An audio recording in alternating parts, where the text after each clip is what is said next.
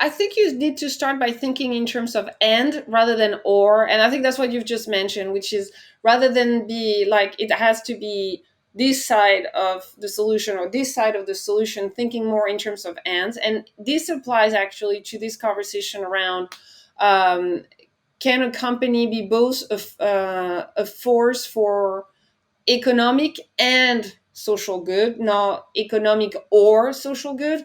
There's a study that I like very much. It's starting to get a little outdated, unfortunately, but it's still, in my opinion, very relevant. It was conducted by a man called Raj Sisodia, and he worked in particular with the CEO and founder of Whole Foods. And he looked at companies that he considered as conscious company, and the way he described consciousness has a lot to do with what you're talking about, which is what is their stated purpose, what is the generosity of compensation was there for their employee, the quality of customer service, but also investment in communities, impact on the environment. So basically, the social part of good. And he demonstrated, and again, as I said, a little outdated because he looked at data from 96 to 2011, and I wish we could have a much more recent study on this. But he demonstrated that over this 15 years, these companies considered as the most conscious, based on what I've just described, outperform, and these were all public companies.